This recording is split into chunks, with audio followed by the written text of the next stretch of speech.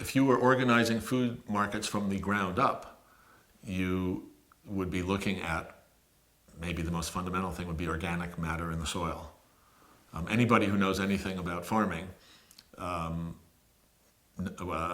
knows, I'll assert this, that the quantity of organic matter in the soil is critical.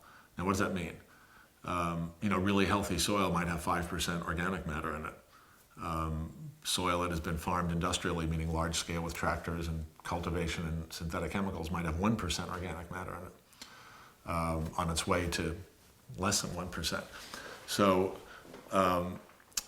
if you're organizing our economy based on the long-term health of the soil, you would not be doing much of what we are doing. But they're organized around markets. What does that mean? We need to produce lots of food cheaply, and lots of food that sits on shelves for a long time. And I'm not saying that those qualities in themselves are, let's say, all bad. We do need to produce a lot of food, and we do need to get it into a lot of mouths, and we do need it to be able to sit on shelves. So it's a question of balance. If the whole food system just lurches towards the long shelf life, cheap thing, then you get soil which is going from 5% organic matter to 1% organic matter on the way to being completely depleted. And I think this is, for people hearing this who don't know about agriculture, they might think that sounds a little alarmist, and it isn't. It's really shocking how disassociated, let's say, the general citizenry is in America to what's going on in our farmland. And I think the reason for that dissociation is that the supermarkets are full of food, so it looks pretty good. And it's amazing. There are, I forget the number, 10 to 20,000 new food products invented every year by all the food companies, meaning new cheese doodles and new this and new that. So every year we get all kinds of new products in the supermarket. It's chock full. But what's going on out in the land is, let's say, the exact analogy, the exact metaphor to carbon in the atmosphere.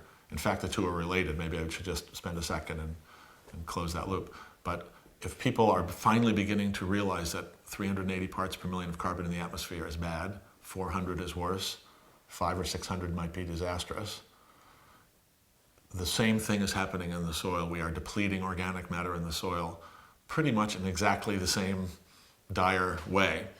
And it's only since World War II that industrial agriculture has been operating on this scale. So we've kind of been lulled into it. It seems like it's working pretty well. But without trying to get bogged down in the details, I would just ask anybody, even if you don't know anything about biology or chemistry, to just think about the following. If we are growing all of this food, all of these high-yielding varieties of grains on our land by dumping chemical fertilizers on the ground and dumping pesticides and herbicides on the ground, just think, which short-term does work. That's why we have all the food. But what's it doing to the microbes in the soil? What's it doing to the actual web of life in the soil? The answer is it's killing it. And all you need to just think about it. If you take a lot of chemicals of any kind and dump it into a little space, what's it going to do to all the microbes and all the little things that live there? Answer, long term, it's going to kill them. Short term, it would be the equivalent of you going to, taking a protein supplement and a workout thing, or taking steroids. Steroids is a great example. You take the steroids, you pump iron, you get really big. Whoa, it's amazing. Long term, your body falls apart. So this is a slight exaggeration, but it's not too big of an exaggeration to be untrue. If you take chemical fertilizers, pesticides, and herbicides that we use in industrial agriculture and think of them as a kind of steroid, it's a chemical supplement that allows short-term boosts of productivity that are very dramatic. But over a period of several decades, we're only talking about decades, certainly a couple of generations at the most, we are taking all the fertile relationships out of the soil that it took millennia to build, and the long-term consequences are just as dire as 500 parts per million in the atmosphere.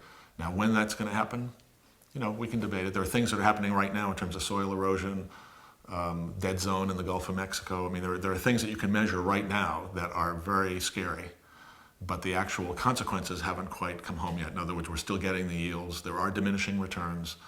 And again, people who look at the details of, if you look at trends of yields per acre in China, or aquifer depletion, I haven't even mentioned water, it's all related. If soil does not have high content of organic matter, it doesn't hold water.